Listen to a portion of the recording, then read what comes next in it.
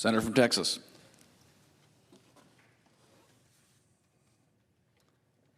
Mr. President, I know all of my colleagues, Republicans and Democrats alike, are anxious to be able to go back home and talk to their constituents, perhaps have a long delayed medical procedure or doctor visit, or simply take a family vacation during the traditional August recess. My Republican colleagues and I are likewise eager to go back home and talk about the benefits of the One Big Beautiful Bill. I was in Amarillo, Texas, in the Texas Panhandle on Friday, and just in having a back and forth Q&A with the folks who were there, it's evident to me that there's so much in the bill that it takes a while to really explain the benefits. We know we avoided a tax increase that would have totaled trillions of dollars, roughly benefiting $3,000 per Texas family. But there were other benefits that helped our agriculture community, things that ordinarily we would have put in a farm bill, but made sure we strengthened the safety net for the folks who produce our food and fiber.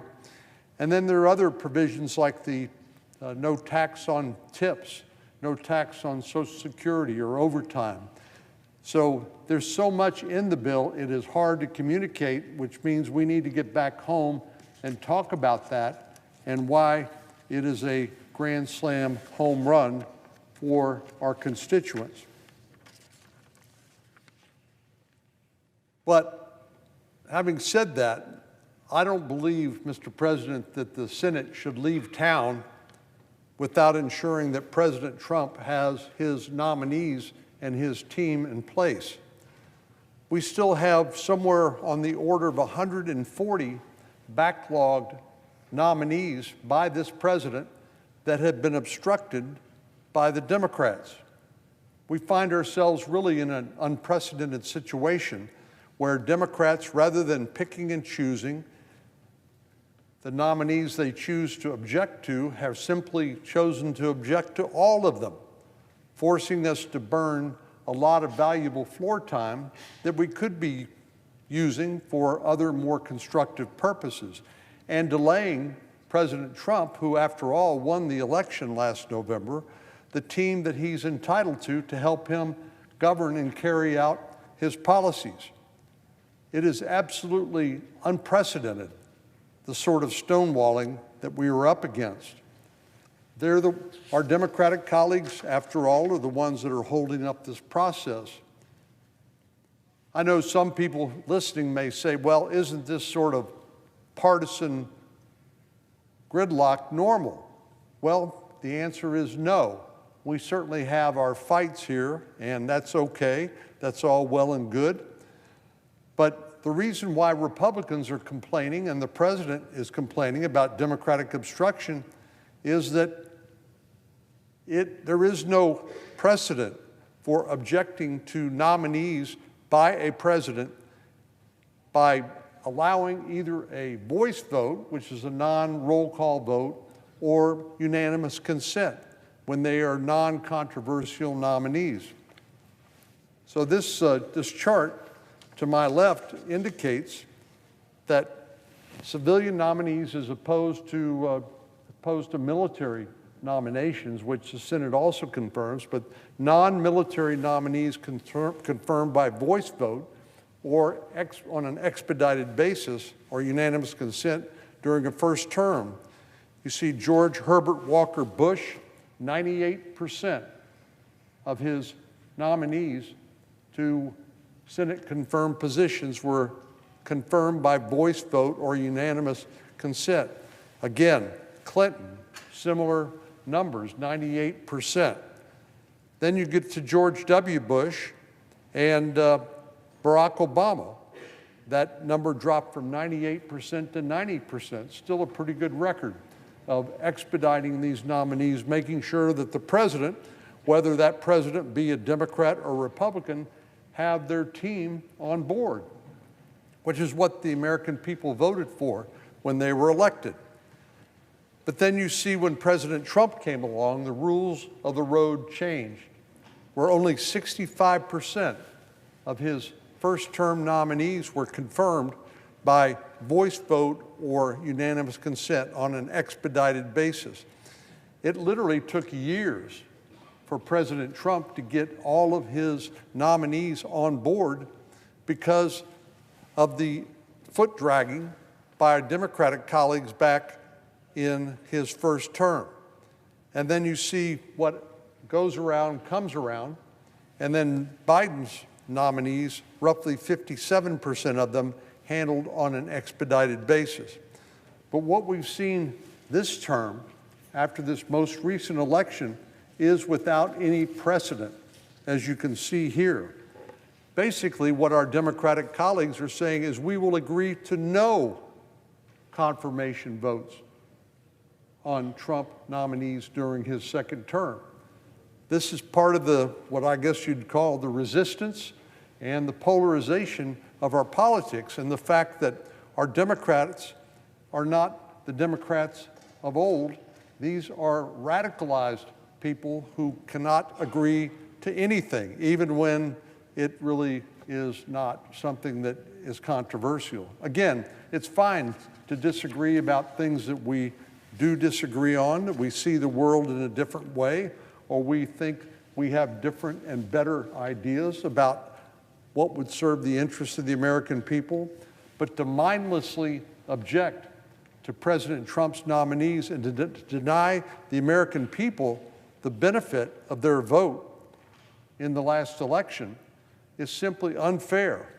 It's unfair to the American people whose interests are being harmed by denying these people from being in place and doing their job. It's unfair to President Trump, who's being denied the team that he's entitled to help him carry out his policies. And finally, it's unfair to the nominees themselves, many of whom have quit their jobs, sold their business, and are simply waiting month after month after month to be able to be confirmed.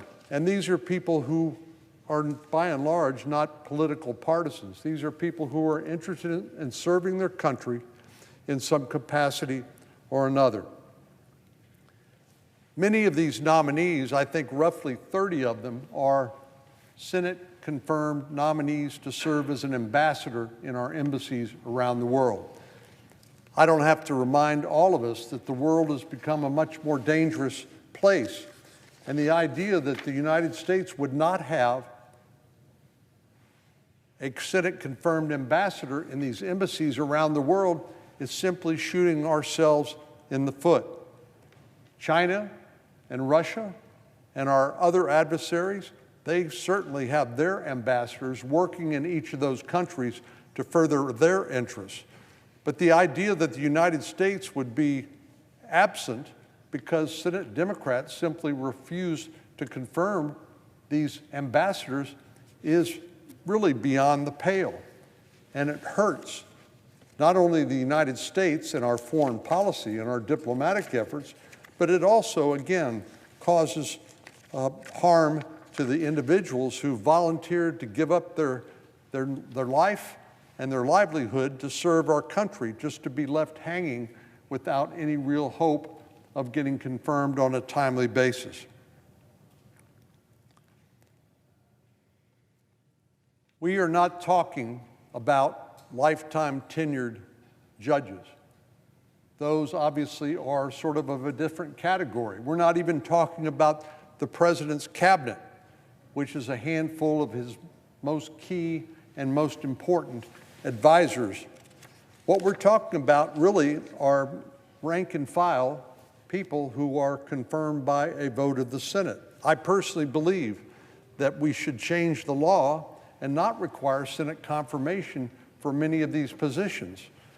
We simply, it is a formality, really, to have to vote on some of these nominees. For example, the Chief Counsel for Advocacy of the Small Business Administration.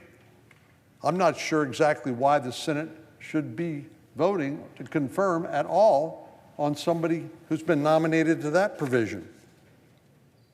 Or the director of the U.S. Geological Survey, or the general counsel for the Veterans Administration. But regardless of whether or not they should be confirmed by the Senate, they currently are required to be confirmed, and the Democrats simply are mindlessly obstructing the confirmation of these non-controversial, really apolitical nominees. We also have people like the Federal Transit Administrator, the director of the Amtrak Board of Directors, all waiting for confirmation. The level of partisan gamesmanship that we're currently seeing is really something we have never seen before. And this is not healthy for the country, it's not healthy for this institution. And again, what we've tended to see is what goes around comes around. And the temptation will be, if President Trump can't get his team confirmed, when the next Democrat gets elected president of the United States, what's the natural reaction to that president's nominees? Well, it's going to be to try to do to them what they did to President Trump. I don't think that's good for the country. We need to break this logjam, and we need to do it now. And I believe if we can't reach some sort of negotiated outcome that's satisfactory to President Trump, then we need to either stay here or change the Senate rules. I believe that the status quo is unacceptable and something that has to give. But the Senate Democrats are the ones who brought us to where we are today, and they're the ones responsible for the blame.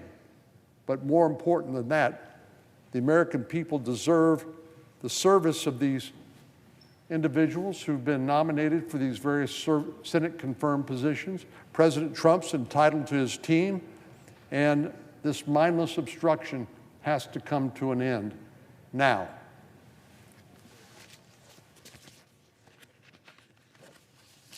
President, I yield the floor.